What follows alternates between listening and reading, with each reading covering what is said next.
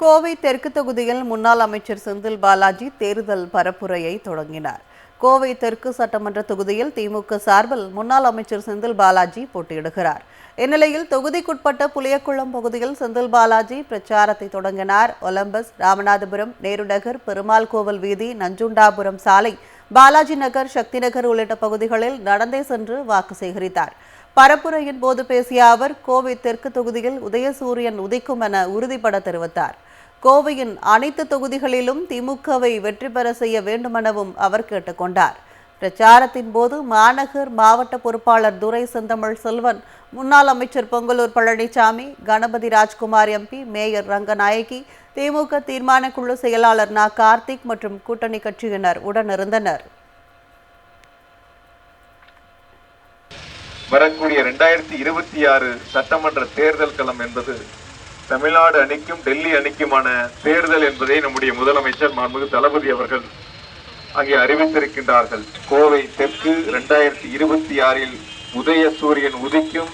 சட்டமன்ற உறுப்பினராக உங்களுடைய ஆசையோடு அனைவருடைய ஆதரவோடும் கழக தலைவர் முதலமைச்சருடைய கரங்களிலே சமர்ப்பிப்போம். வரக்கூடிய 2026 கோவையில் உதயசூரியன் வெற்றி பெற வேண்டும். அதற்கு கழக நிர்வாகிகளும் தோழமை கழகத்தினுடைய நிர்வாக பெருமக்களும் அன்பு கூர்ந்து மிக சிறப்பாக பணியாற்றி ஒரு மகத்தான வெற்றியை உருவாக்கி தந்திட வேண்டும். கோவை தெற்கு தொகுதியில் முன்னாள் அமைச்சர் செந்தில் பாலாஜி தேர்தல் பரப்புரையை தொடங்கினார். கோவை தெற்கு சட்டமன்ற தொகுதியில் திமுக சார்பில் முன்னாள் அமைச்சர் செந்தில் பாலாஜி போட்டியிடுகிறார்.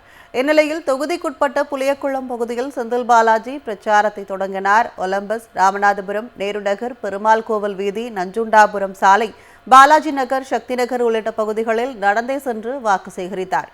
பரப்புரையின் போது பேசிய அவர், கோவை தெற்கு தொகுதியில் உதயசூரியன் உதிக்கும் என உறுதிபட தெரிவித்தார். கோவையின் அனைத்து தொகுதிகளிலும் திமுகவை வெற்றி பெற செய்ய வேண்டுமெனவும் அவர் கேட்டுக்கொண்டார். பிரச்சாரத்தின் போது மாநகர் மாவட்ட பொறுப்பாளர் துரை செந்தமிழ் செல்வன், முன்னாள் அமைச்சர் பொங்கலூர் பழனிசாமி, கணபதி ராஜ்குமார் எம்பி, மேயர் ரங்கநாயகி, திமுக தீர்மான குழு செயலாளர் நா கார்த்திக் மற்றும் கூட்டணி கட்சியினர் உடனிருந்தனர். வரக்கூடிய 2026 சட்டமன்ற தேர்தல் களம் என்பது தமிழ்நாடு அணிக்கும் டெல்லி அணிக்குமான தேர்தல் என்பதை நம்முடைய முதலமைச்சர் மாண்புமிகு தளபதி அவர்கள் அங்கே அறிவித்திருக்கின்றார்கள். கோவை தெற்கு 2026 உதயசூரியன் உதிக்கும். சட்டமன்ற உறுப்பினராக உங்களுடைய ஆசையோடு அனைவருடைய ஆதரவோடும் கழக தலைவர் முதலமைச்சருடைய கரங்களிலே சமர்ப்பிப்போம். வரக்கூடிய 2026 கோவையில் உதயசூரியன் வெற்றி பெற வேண்டும். அதற்கு கழக நிர்வாகிகளும் தோழமை கழகத்தினுடைய நிர்வாக பெருமக்களும் அன்பு கூர்ந்து மிக சிறப்பாக பணியாற்றி ஒரு மகத்தான வெற்றியை உருவாக்கி தந்திட வேண்டும்.